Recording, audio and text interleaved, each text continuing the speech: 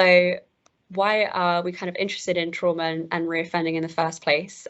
So we know that people that have committed crimes do have a range of different experiences and needs that might contribute towards their offending. And research evidence tells us that there are some common experiences and needs which are more frequently observed among those who have committed crime, which include substance misuse, unemployment, homelessness, mental health difficulties, and adverse childhood experiences or trauma. And these are sometimes referred to as risk factors, which might make offending more likely. So it seems then that, like many other behaviours, offending is linked in part to an individual's past experiences, which does offer a hopeful message that if we can recognise and understand the impact of such past experiences on the lives of people who commit crime, within the context of the criminal justice system, we can then support their desistance or reduction in offending. So that's why today we're going to discuss the impact of trauma, which is one of those risk factors that I just mentioned, on offending.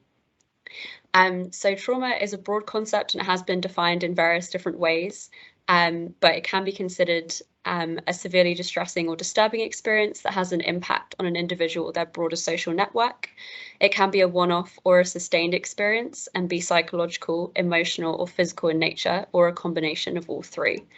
So today we're going to discuss specifically how the probation service can account for the experiences of trauma among its service users and adopt a trauma-informed approach to meet their needs and reduce reoffending. Of course, this isn't to say that probation setting is only part of the criminal justice system, which can become trauma-informed, and we are increasingly seeing the adoption of a trauma-informed approach in other parts of the criminal justice system too. However, for the purposes of this session, we're going to focus on the probation service.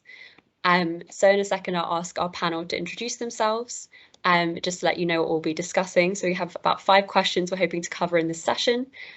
So what is trauma and why is it relevant to reoffending, kind of expanding on what I've just said.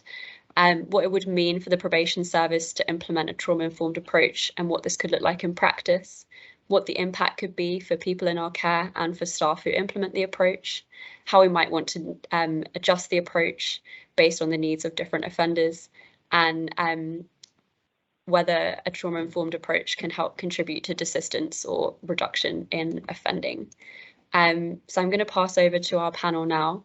So if we go in alphabetical order, maybe we can ask Angela to introduce herself first, followed by Kieran, followed by Madeline, and then we'll jump into the first question.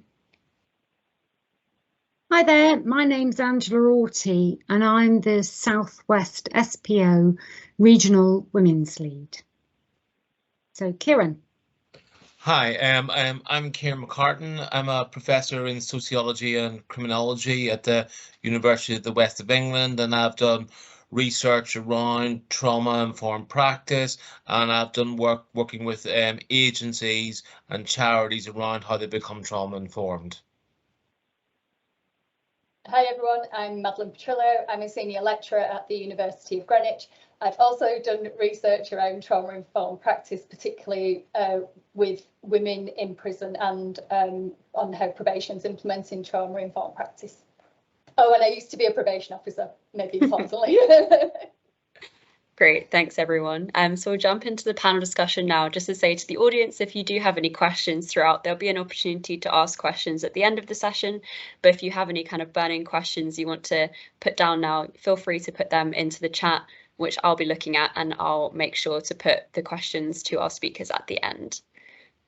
So we'll start off with the first question. So what is trauma and why is it relevant to reoffending? And I'm going to come to Kieran on this one first. Thanks. So this is an interesting and challenging question because, you know, it's the equivalent of how long is a piece of string, because trauma can be a lot of things to a lot of different people. But the key understanding is something that has a significant negative or long-lasting impact on someone, and that can be different for a number of people. For a number of people, it can be a single event, but for other people, it can be a series of smaller events that compile upon each other. And why does it matter? Well, it matters because you don't wake up one day and go and do the worst thing that you have ever done to someone. And when we look at the people that we work with within the probation service, but also more broadly within the criminal justice system, a lot of them have done significant things that have harmed others, either in one instance, whether that be a single rape, or whether that be a number of a series of antisocial behaviour or sort of aggravated assaults, or whatever it happens to be. So understanding trauma helps us understanding how they got to the place where they were at, that pathway into offending. And by understanding that, then we can understand how to help them stop offending, how to reduce their harm, how to integrate into society. And very significantly, you know, one of the real challenges, and I was talking about this with some colleagues yesterday, about trauma is maybe the terminology. It makes it sound very medicalized, it makes it sound very physical. But a lot of the trauma that we're talking about here is also psychological, is also social. So it's really important to keep in mind that, you know, when Elly very eloquently stated about risk factors, you know, it's about all of those risk factors, you know, whether that's parental dysfunction, whether that's negative peer influence, whether that's educational achievement. You know, when we think about adverse experiences and trauma, that's what we're thinking about. We're not necessarily just thinking about head trauma or physical pain. So trauma is about the impact of significant effects on people. And really, just before I hand over, one of the things that I want to say about it is it brings us back to the 90s and the early 2000s, where we talked about what works.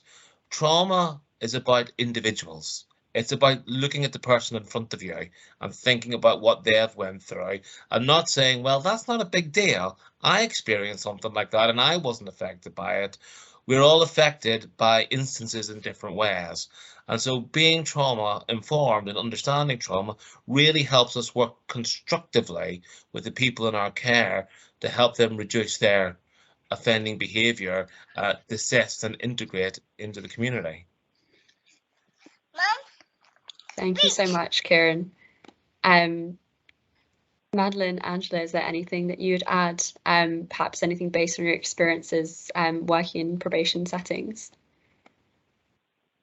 So I think yeah, I mean, obviously everything that Kieran said is sort of how I define trauma as well. But I think just drawing real attention to the fact of it being about how people respond rather than what's happened. So a very important guy who's written Bessel van der Kolk, who wrote a really important book on this called The Body Keeps the Score. I really like his definition of trauma, because he calls it an inescapably stressful event or series of events that overwhelms our existing coping mechanisms.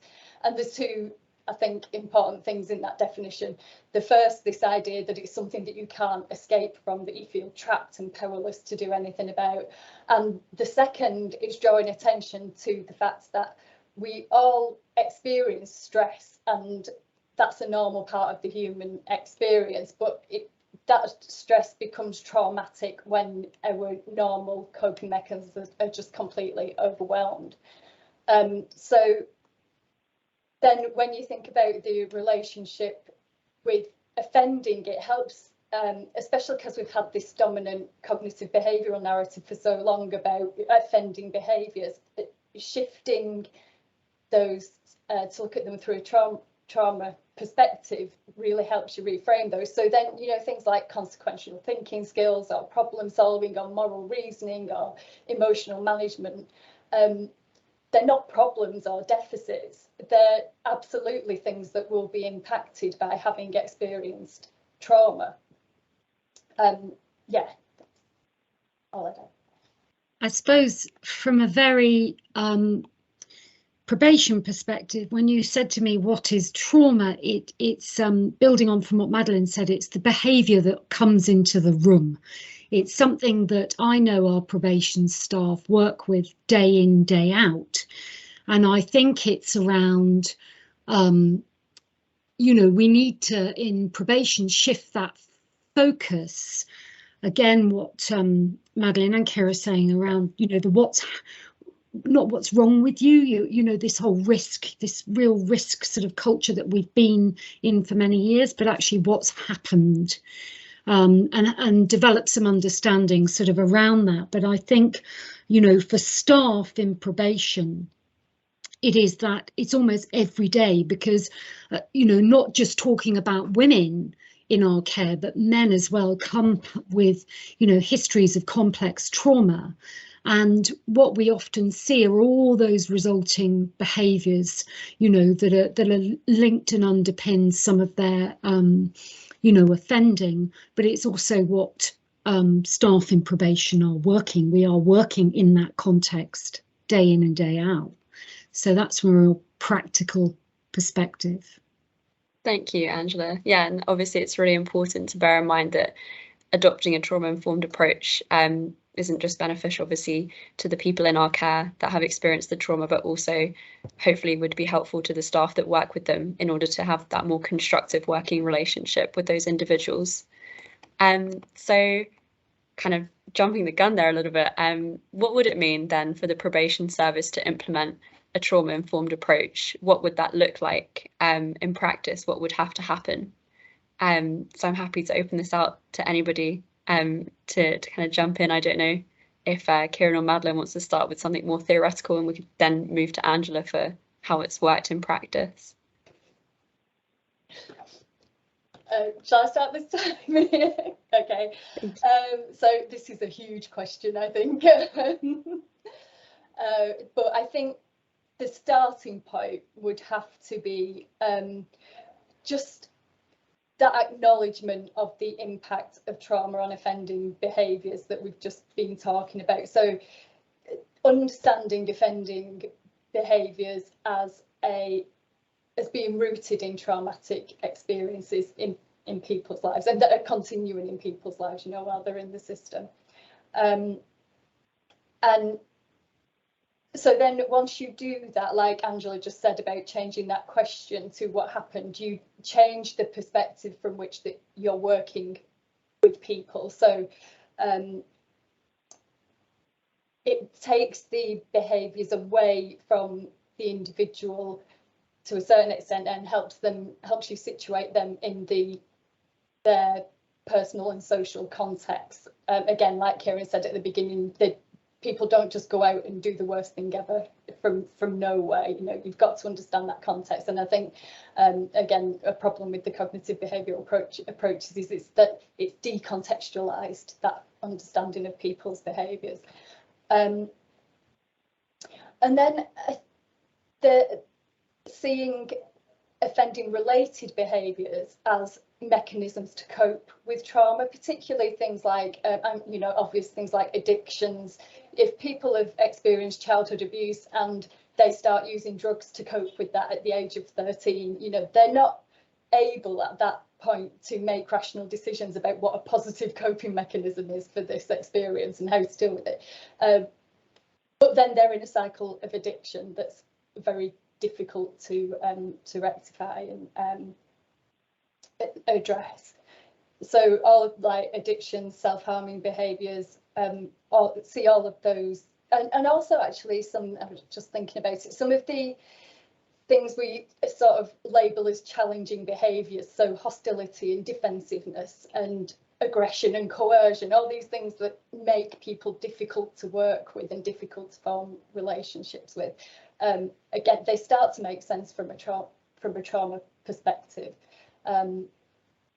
So shifting that lens, I think, is the key thing, and that would allow probation to change the way it engages with people.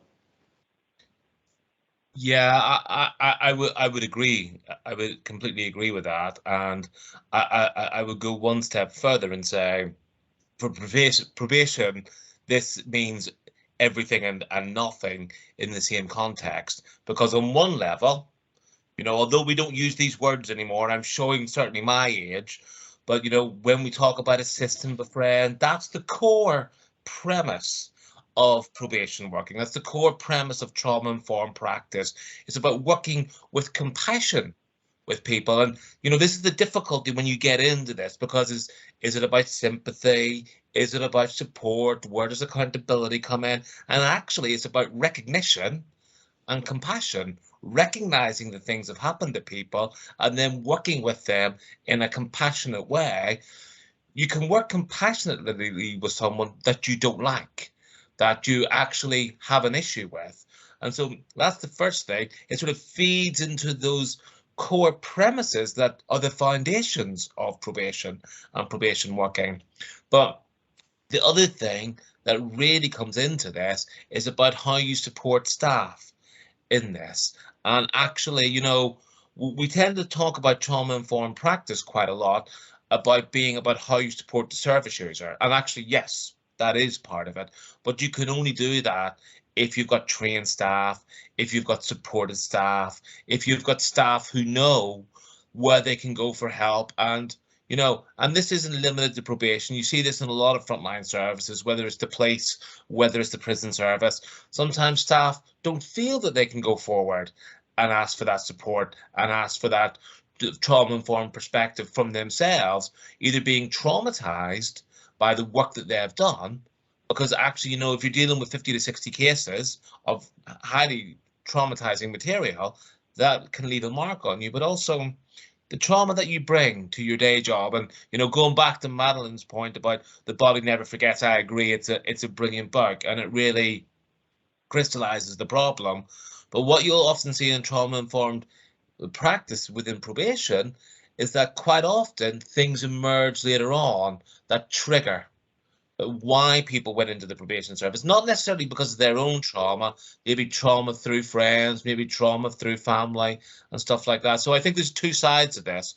One is the service user side and one is the staff side. And I think both of them present opportunities for probation to sort of get its head around it. Definitely. Thanks, Kieran. And Angela, I know you've been trying, Kieran. We are trying. I think from the women's agenda, you know, to try and embed those 6 key principles of working in that trauma-informed way, you know, safety, trustworthiness, collaboration, empowerment, choice, inclusivity. You know, we are trying to really develop that approach, I think probably more in relation to women than men, I would say. So, you know, I'm aware that what we've been trying to do is we now have a Becoming Trauma-Informed workshop that has been developed for all our newly qualified officers to go on. You know, the HMPPS women's team is developing a refresh of a sort of training programme as well. I think that, you know, those who do it understand the concept fundamentally that it's not about re-traumatizing someone and not adding to that trauma through, you know, we'll get court report writers and staff who are very mindful about not asking people to repeat that same story, you know, to try and really make that person feel safe. So we've got staff now, we've got women's pods developing across all the regions where they're trying to, you know, really face out and work in women's centres, you know, work safely, you know, build those trusting relationships. You know, we look at material and we try and sort of rephrase letters we send through a trauma lens, you know, particularly around breach and recall. You know, there are lots of products that are going on. So there have been court leaflets for women. I know in my region, I sought to use, encourage staff to use emotional regulation kits when they were working with women to help women sort of centre and regulate and settle to support engagement and compliance. So I think it's, you know, the approach has been mixed. I think that's been mixed across the regions. As I said, it's probably more advanced on the women's agenda because we're just so mindful about the women who come in with that really complex history of trauma. So we've tried to mitigate against that, I think, in how we work with women particularly. And there is a lot of innovative work. There's just a new toolkit, which I've written with 2 of my colleagues, Claire Rushton and Lucy Wright, and that is just being launched, you know, with loads of sort of information around working in that trauma-informed way. But I think we have to be real. We're an organisation where power and control plays out really openly. And when we talk about, you know, to women, certainly, you know, who've been betrayed through multiple relationships, when we say, trust me, Are they really going to do that when they know that you know, we could recall them, we could have them back in court, that power sort of plays out so openly.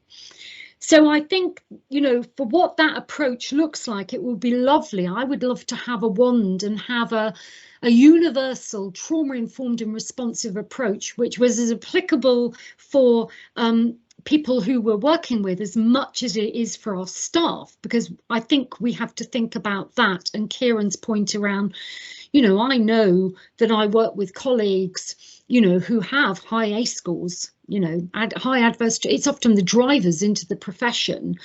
And, you know, there are triggers all around us, quite sometimes simple things, but it's about, you know, I'd love that wand, but, you know, I know that we are certainly trying, and probably more so with the women's agenda, to really develop that trauma-informed approach. And there are some pockets of really innovative work going on across all the regions.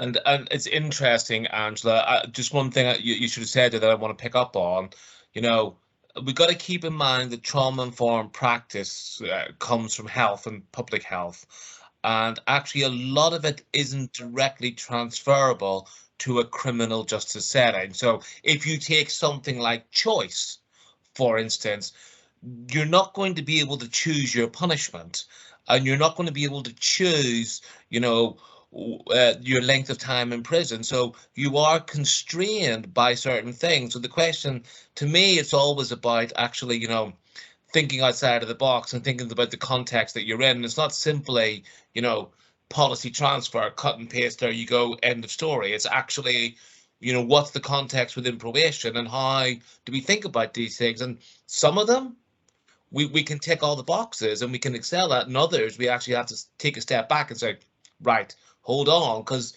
does a trauma-informed approach look the same for men who sexually offend against children as opposed to women perpetrators of domestic violence versus young people who are involved in county lines?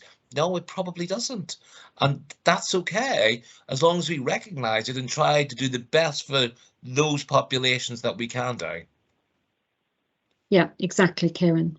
Yeah, trying to mitigate further harm, I think, is how I'd probably describe it. Yeah.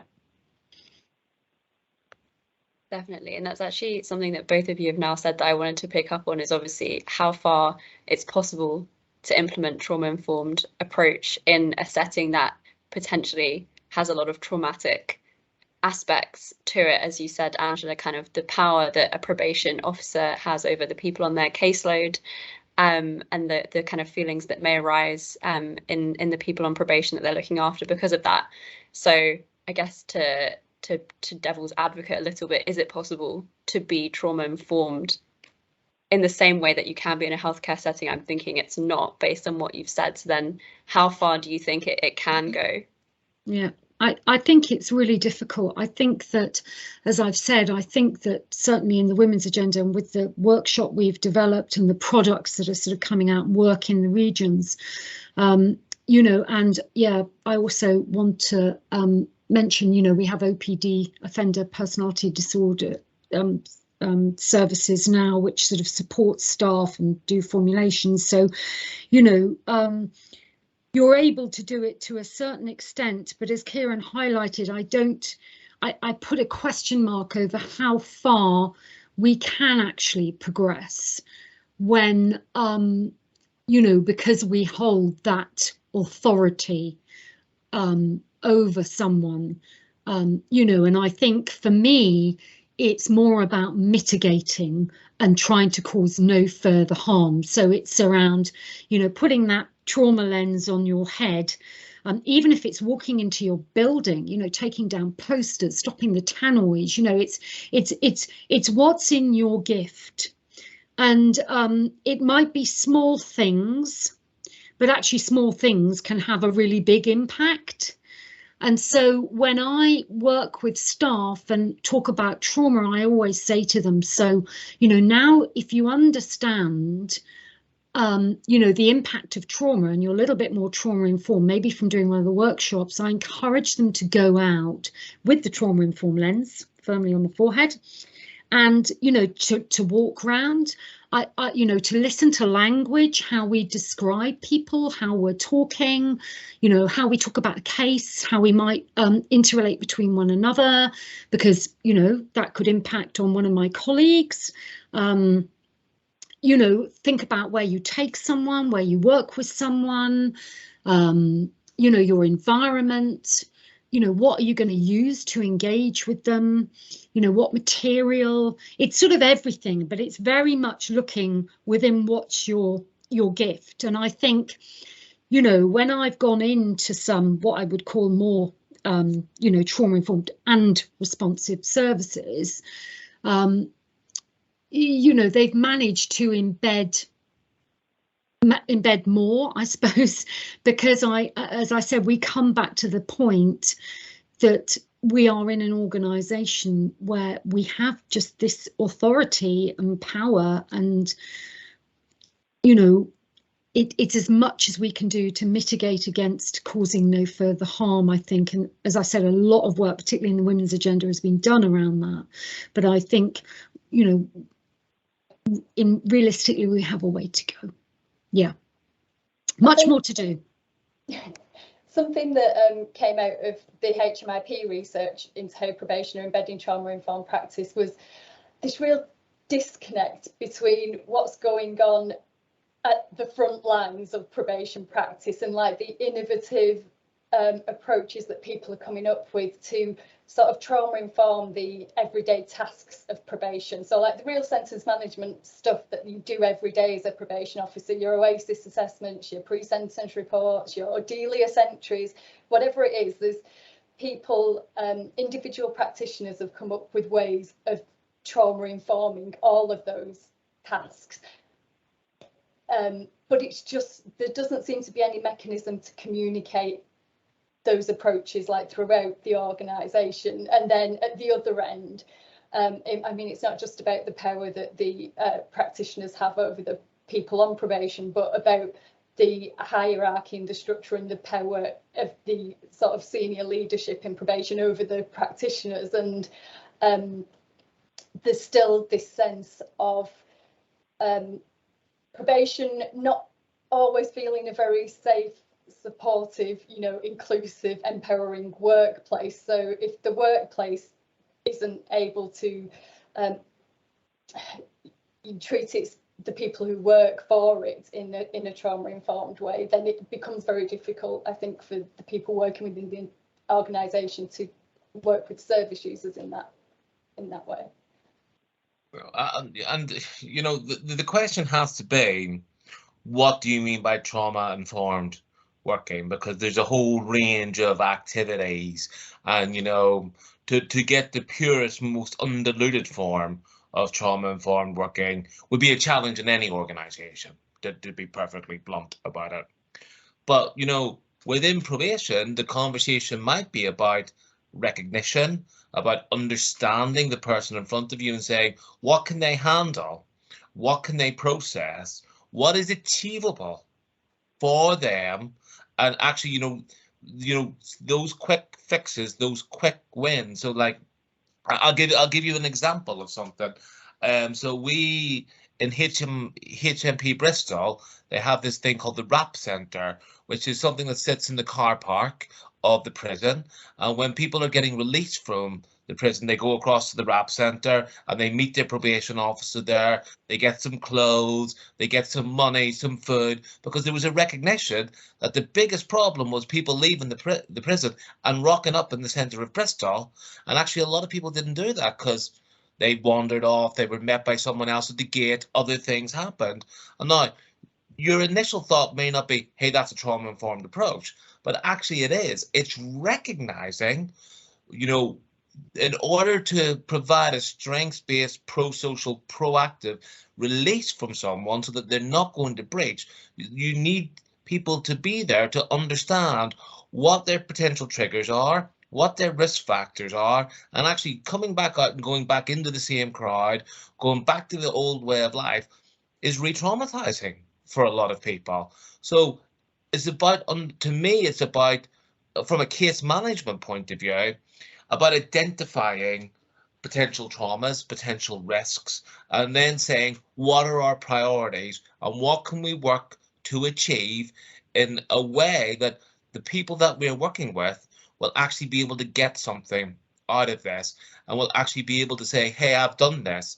And so I can do step 4 because I've done step 1 and step 2, and I'm pretty confident about step 3, where actually sometimes people get thrown into the deep end. And like, it's a little bit like the work of the third sector and some charity services. So like, you take something like circles of support and accountability, their benefit is they translate stuff. So actually, someone's coming out, they're on probation, they might say, oh God, I don't really understand what my probation officer is saying to me, but I don't want to ask questions because I don't want to be seen as difficult. Or actually, I can't read the letter that was sent to me. But again, I don't want to seem challenging. So the question has to be, what can we provide that is able to provide those soft and easy wins that make the bigger challenges a little bit more accessible and a little bit more achievable? Definitely. So it sounds from what you're saying, like the first step obviously is just to recognize the experiences that people on probation have had and the fact that lots of them have experienced trauma. And then there's a range of different activities that can be put in place within a probation setting in order to kind of recognize the impact and mitigate the impact on those individuals, which sounds like a really useful and valuable approach. I'm just wondering now to understand from you the impact on the staff that have to or maybe asked to implement this approach. I've seen in the chat some comments about, obviously heavy workloads, limited numbers of appointments, and lots of focus on using interventions, like I'm guessing they may be referring to cognitive behavioural interventions and offending behaviour programs and that kind of way of working. So then, given those challenges, how can a probation staff member be empowered to implement a trauma-informed approach? Sorry, I've got a noisy dog, but I'll try and answer across my noisy dog, so please excuse me. Although someone else might want to go first, and I'll see if I can quieten the dog. Do you want to go first, Madeline? Then I'll... Sure.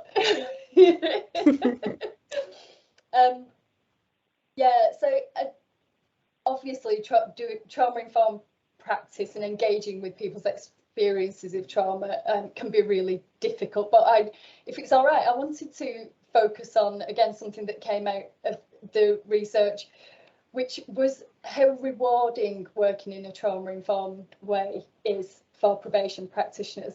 Like everyone who engaged with that project, who was using trauma-informed approaches in practice, had found it a very positive experience, and that was for a couple of reasons. Something Kieran's alluded to already is that there was this like value alignment. So working in that way aligned with the sort of more traditional, what we think of as traditional probation values around helping people, and yeah, it gave practitioners that permission, because they know there's an evidence base behind trauma-informed practice. So it's almost that because that exists, the practitioners then have permission to work in this more compassionate, person-centered way and still feel like they're doing their job properly and effectively.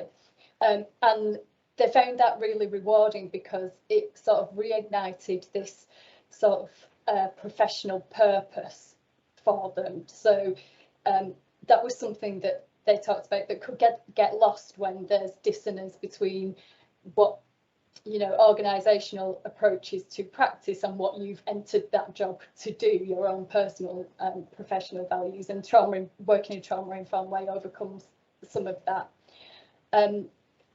But they also talked about it making, one of the participants said, makes the work less exasperating. And what they meant by that was, if you think of when people are challenging to work with because they've experienced trauma, that can be very frustrating. If you're told that's because they're unmotivated, or they've got some diagnosis that makes them impossible to work with, usually personality disorder label is that, you you can't make sense of their behaviours. That's very difficult to work with and exasperating, as you said. But when you're working in a trauma-informed way, you've got that understanding of where these behaviours are coming from, what the function of them is for that individual, and then they make more sense. So it's easier to cope with some of the stresses that those more challenging behaviours can put in front of practitioners, you know, every day. Yeah, so I think obviously what is needed is a lot of the practitioners that participated in that research have done a lot of their own educating themselves around trauma-informed practice. Like, I was really shocked about the extent to which they'd had some training, but then they'd gone off and read academic work, read books, gone on other trainings, entirely of their own accord to understand the approaches better and then implement them in their own practice. So there was a bit of a lack of organisational support to develop their knowledge and understanding of the approaches. Do you want to comment here, and then I will? Yeah, like I just want to, you know, echo what Madeline said, and to me it sort of reminds me of something that Angela said earlier on about why people go into this. You know, and I see lots of similarities day in, day out between people who go on to work in probation and people who go to work in social work and social care. They want to help people, they want to be constructive, and they carry that burden quite a lot. And probation's not a 9-to-5 Monday to Friday job. It's, you don't go home and switch it off and then switch it back on again the next morning. So being allowed to have those conversations and recognize that, hey, this is hard work and there's a value to this work, and you know, we need to carry that with us, becomes really important. I think the other thing that, you know, that's really important to think about in this, and it talks a little bit to what Madeline was saying about difficult client groups, is that the recognition that harm has happened to people is important, because sometimes it's very easy for us to look at the offence, for us to look at, this is what this person has done, and sometimes we forget about their victimhood, and that leads into a question of, does being someone who's committed an offence trump that person's victimhood? And actually understanding victimhood in the lives of people who offend helps us stop them from offending, also helps us prevent first-time offending as well. So this recognition is really, really important, because it allows us to say, you know, yes, you're here because you committed this behaviour, but you are more than that behaviour. And in doing that, we can work in a strengths-based way, we can work in a holistic way, in a person-centred way that allows us to build those protective factors. So I think it gives a lot of licence to the work that probation officers do, especially frontline probation officers, because it fits with the ethos and culture. And sometimes trauma-informed practice is harder to fit. You know, Madeline was talking about her very excellent piece that she did for HMI probation, which I would encourage people to read. It's really, really good. I can imagine doing that piece, you find examples from other parts of the criminal justice system where it's a harder fit to put trauma-informed practice into that than it would be within a probation context. And I think as well, if I think of procedural justice and the principles behind that, which I know our staff do a lot of training on, you know, that fits well, doesn't it, with sort of trauma-informed practice. And what I found when I've been working with staff and delivering out the trauma-informed workshop, that actually they realise they've probably been working with that principle to you know, in every day anyway. You know, and I think that having that understanding of what trauma-informed, you know, is and means and what have you, you're right, Madeline, it enables staff to maintain empathy in the face of some really challenging behaviours, because they understand, you know, it's not personal. You know, this is resulting from the impact of trauma. And I delivered one only last week to a group of magistrates, and one of them, who's been a magistrate 15 years, said, I wish I'd have done this at the beginning. And I've had staff say the same thing, because not just staff working with women, but staff who work with men, because they said it gives me an understanding of why he'll come in a hypervigilant state all the time. I cannot get beyond that. It's not about me. I've not made him angry. I've not done, you know, but I get it now. He's triggered. He's come in, you know, and certainly with working with women. And then they find it easier to maintain that sort of empathetic stance, and it's not as, you know, not as exhausting, I think, because, you know, we have put a lot in place for staff, probably not enough, but, you know, we're trying to develop, we call it SEEDS, and it's reflective way of sort of supervision. Our PAM Assist, which is our counselling, now offer one-off sessions. You know, it's questionable whether that's enough for staff, because, you know, this sort of work creates a huge level. If you don't, you know, if you don't really grasp those understanding sort of principles, it can create huge levels of sort of stress, staff burnout. We hear a lot now, don't we, about vicarious trauma. And if you put, you know, I call it almost a toxic mix. So we've got staff, a lot of frontline workers. There was a research done around sort of, what was it, prison officers and fire crews around their ACE scores, you know, high ACE scores, coming in, working with this, you know, it's almost like we breathe this in and out, don't we, in our work.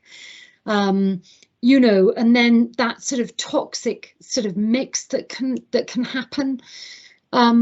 So, you know, I think that when we think about, you know, the impact, you know, I'm always really mindful and really want staff to sort of find, you know, get on the regional trauma informed workshops, I would say, because, you know, if you can understand it and have a sense of it, it helps you work and embed those principles, but without sort of, you know, soaking it up so personally. You can maintain those levels of sort of empathy. Yeah, and that good supervision, I think, you know, that really counts for staff as well. Definitely. Thanks, Angela. Yeah, it's great to hear about all the ways that working in a trauma-informed way could obviously benefit not only the people on probation, but probation staff themselves. But obviously, as you say, Angela, really important to make sure that probation staff are empowered to look after their own well-being and look after themselves so they can continue to kind of support others. One of my other questions, and it's also come up in the chat, is obviously Angela's spoken about the kind of agenda and the women's side and the kind of more advanced nature of implementing a trauma-informed approach. How far has this been implemented with other groups of people on probation, and is it possible to implement it in the same way? Does it need to be, you know, an entirely different approach? Does it just need to be tweaked? How would you go about rolling it out, you know, across the whole probation service, men, women, everybody? Big question. Maybe, you know, one of the things that has to happen is there has to be a recognition of what trauma-informed practice is. And trauma-informed practice is an organizational, cultural ecosystem. It's as much about the individual sitting in the room talking with the probationee as it is to the director of probation talking to middle managers and staff about how they put things together. So it's a cultural shift. It's a way of being. And sometimes, and I'm sure Madeline will probably say something about this, there's a fear that it becomes a tick box exercise, that people go, well, I've been on some training, totally trauma informed, it's fine. And the reality is it's a way of being, it's a way of working, and it does change. You know, Angela's right, but doing trauma informed practice with women who offend is one thing, but doing trauma informed practice with people who have committed homicide or child sexual offenders is another thing entirely. You know, thinking about how you work with disadvantaged youths within the youth justice system is one thing. thinking about how you work with, high functioning psychopaths within the financial crime is something else entirely. So on one level, it's easy because you think it's about how you recognize and how you approach and what you do, but there's not a one size fits all model because different populations pose different challenges. And I suppose, like, what I would say, like, if we're thinking about things that we should think about, one of the challenges that we've always had within HMPPS and more broadly is the role of mental health and well-being. And, we often talk about thresholds. And, if someone's diagnosed with a mental health issue, they've reached a significant threshold where that has been diagnosed. Now, if you think about your probation caseloads, you will have a number of people on there that you go, they have got a mental health issue, but it's not diagnosed, but we've got no support, we've got no resource around this. So the question has to be, it's about recognizing what you've got there and building some fit for purpose responses that are relatively straightforward wins. But it has to be the whole organization, and that's the challenge. You can have pockets of good practice, but if the whole organization doesn't buy in, you end up with a postcode lottery where actually there's brilliant stuff going on in the women's estate, but outside of the women's estate, there's not a lot. There's brilliant stuff going on, for argument's sake, in the Northeast, but if you're not in the Northeast, you don't have access to that. So it's about the whole system, which becomes a bit of a challenge and needs that strategic high level thinking as well as that ground force response. Absolutely. Yeah, and I think that we're sort of where probation is a little bit at the moment is there's some stuff going on at the ground level and there's some knowledge right at the top, and then there's a big bit in the middle where it's missing. These things aren't getting the knowledge and practices aren't getting shared properly, I suppose. And yeah, just going back to your point, Kieran, about it becoming a tick box exercise, that like something that's concerning to me when I hear it is also when people say, oh, we've been doing this for years, it's just another word for, well, whatever. And to a point, that's true. Like the skills of trauma-informed practice aren't necessarily different to skills that probation officers use every time, like every day, like active listening and demonstrating empathy, all of those things. But like Kieran says, all that has to be planted in a organisational context that is trauma-informed as well. So that means that the supervision that the director receives is trauma-informed, and the supervision that the person on reception receives is trauma-informed, and everything in between.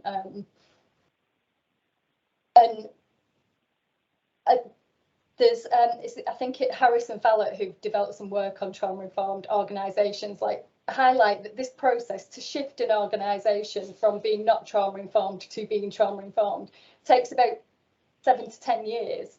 This is not something that happens with a 2-day training that goes out to everybody in the organisation. This is a very long-term commitment to shifting the culture of practice in the organisation.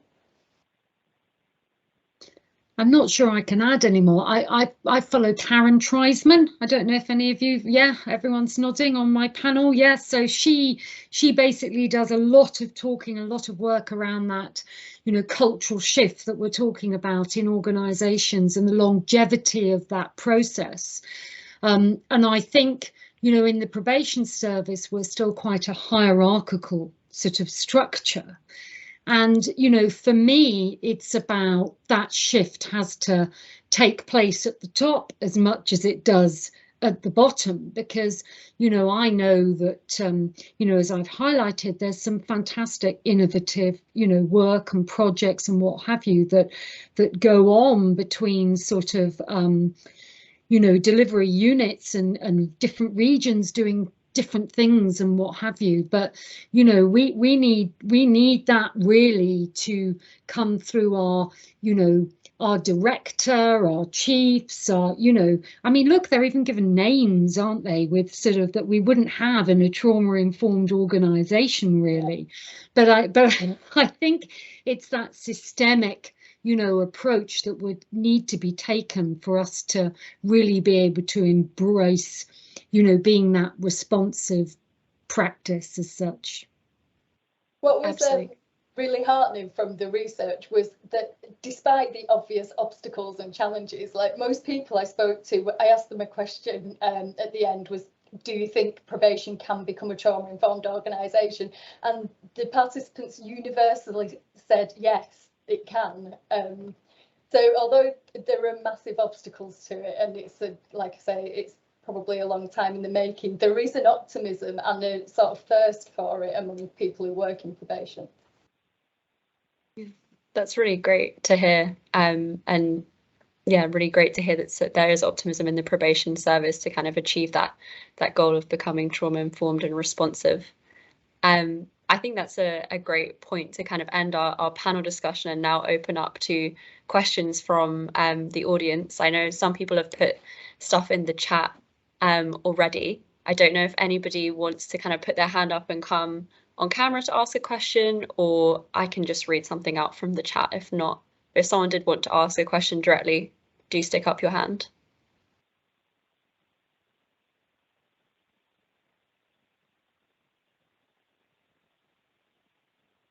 Okay, I'm going to take that as a no. So someone's asked in the chat about the kind of vicious cycle once someone is released into the community. If there isn't support to kind of help them desist, they may go back to crime. And often this can be compounded by that person experiencing mental health difficulties. So what could the impact be of kind of changing other areas of policy other than just in the probation system? You know, how much of becoming trauma-informed needs to go beyond the probation service into other aspects of our society, and would that help? So I suppose there's a bigger question here about, so there's a couple of levels to this. So, you know, on a societal level, we need to understand the root causes of offending better, and you know, TV and Take a Break and The Sun only get you so far down the road, to be honest. So we need to have franker conversations, and I think this is something that especially probation can do more of. I get very frustrated when I hear, oh, we don't comment or we don't talk about stuff. You're like, well, actually, other organizations are doing it.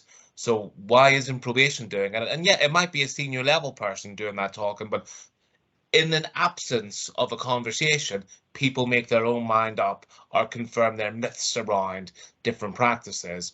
But crime's a community issue. People come from communities, they go back into communities, and communities have a role to play in the way that we think about offending and offending behaviour.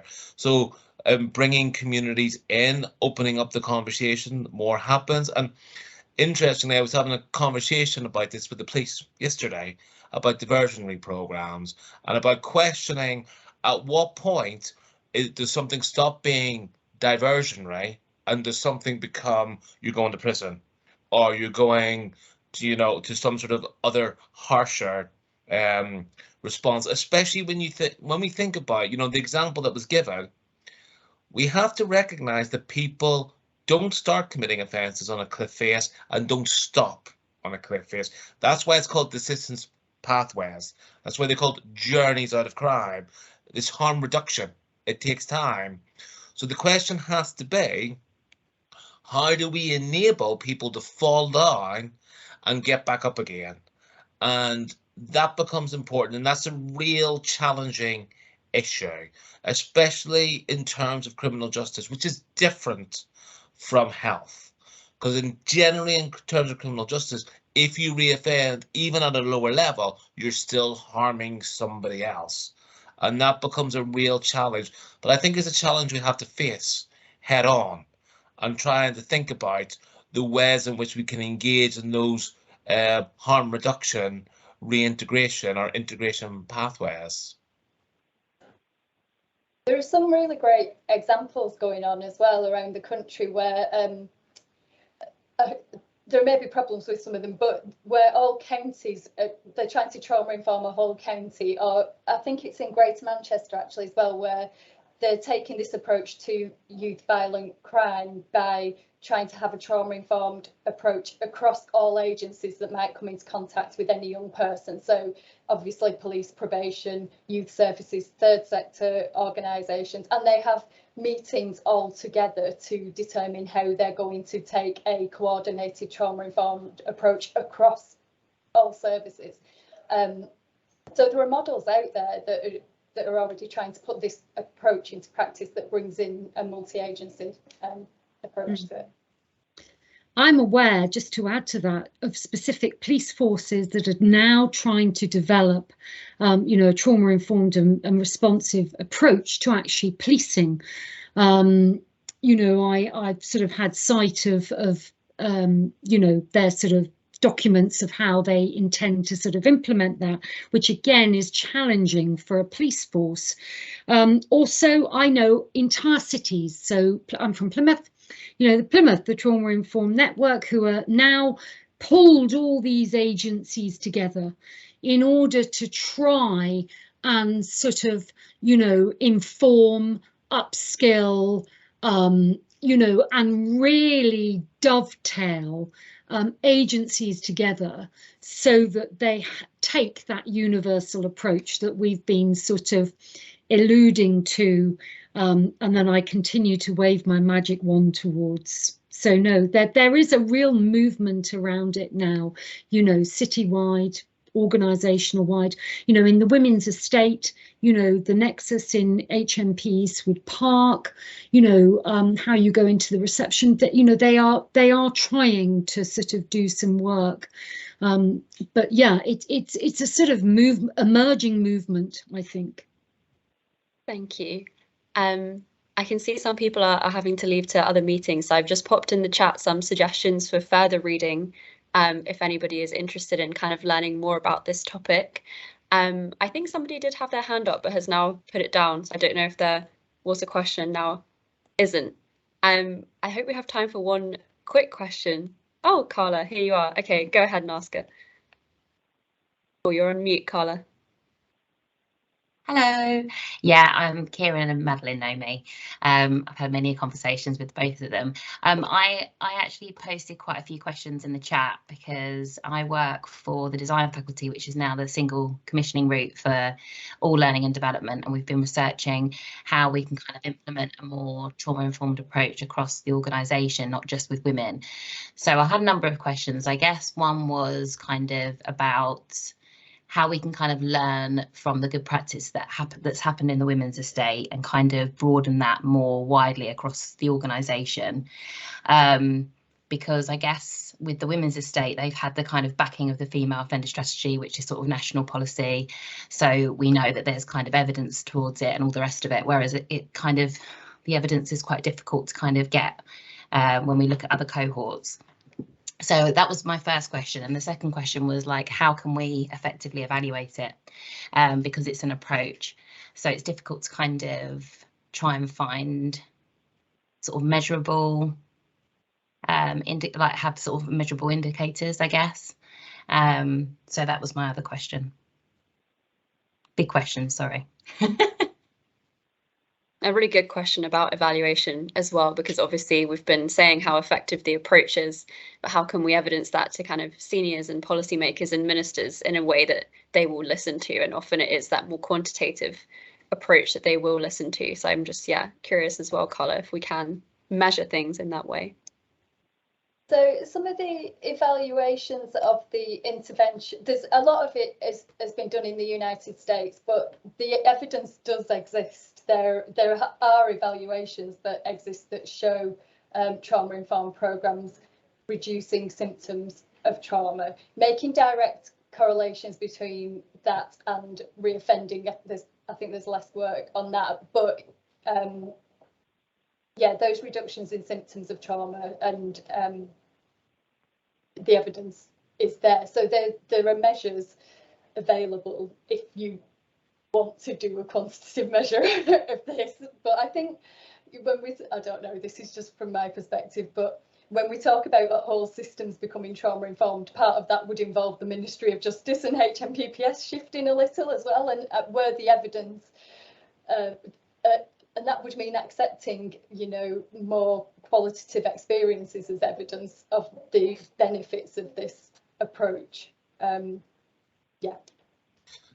So I would go one step further and say I always think it's intriguing how we deliver so many behavioural change programs, and the main key performance indicator is reoffending. You know, that is one aspect of behaviour change. There is a lot of other things out there that are really important to think about, because for some people, success may look like getting in 3 fights rather than 7 fights and harm reduction. So there's a question about what we're measuring, never mind how we're measuring it. I would agree about the qualitative side, because trauma informed is an experiential system-wide approach. So there's something in there about that. But also thinking about the staffing side of it, you know, there's a lot to be said about what gets picked up in staff performance reviews, in PDRs, and actually the way that people think about their jobs and their development across their careers as well. So there are ways of doing it, but I think the real challenge is, what is it you're trying to measure? If it's reducing reoffending, that's one thing. But if it's actually behaviour change and using a trauma-informed approach to change people's behaviours and get them to integrate, then they're slightly different measures that we should think a bit differently about and open up some opportunities to consult on. Okay. And I suppose from a much smaller scale perspective, I mean, I've read a lot of Stephanie Covington's work, who's in the States and obviously, you know, well known. And I talked earlier about implementing. Sometimes you can't do those big measures, but what I've done when I've rolled out some projects, for example, the introduction of emotional regulation kits for staff to use with women that they're working with, you know, they've been smaller measures. So I've been asking, you know, did this help you support and engage in your supervision session? And I've measured that on an MT feedback form, you know, and 98% of women who used the kit actually said yes. I've asked staff, you know, did this improve your confidence of being able to, you know, engage in a sort of discussion? So did it sort of support them in a way in that context, you know, and got a result on that? I can't remember, it was a high statistic. So sometimes it's sort of, as I said, small things that you can do that you actually can evaluate and get some sort of, you know, learning and some positive outcomes from for people, as well as the sort of, you know, how do I evaluate a whole program or a whole organization and what have you. So again, I think I go back to, you really have to look what's in your gift, you know, and set some objectives around that if you're going to evaluate something. And you know, yeah, I mean, I did it. I asked, you know, the women we were working with for feedback and staff as well. But yeah, so big question, but there, put him a little small example in, but you know, that's sometimes how the only way you can measure things and take the agenda forward. Yeah, absolutely. Thanks very much, Angela, and everyone else. Thanks, Carla. Great. I think we'll wrap it up there because we have gone about 5 minutes over time. But thank you so much to our panel for participating today and sharing your thoughts, and thank you to the audience as well for attending and sharing thoughts and questions in the chat. I found this very informative. I hope that it's given everyone some kind of fresh ideas and perspective to take away. Do have a look at the extra reading, and this recording will be posted online if you did want to go back to it and kind of revisit any of the ideas. But yeah, for now, I'll just say thank you so much, everybody. Have a great rest of your day. Take care. Bye-bye. Bye-bye. Bye.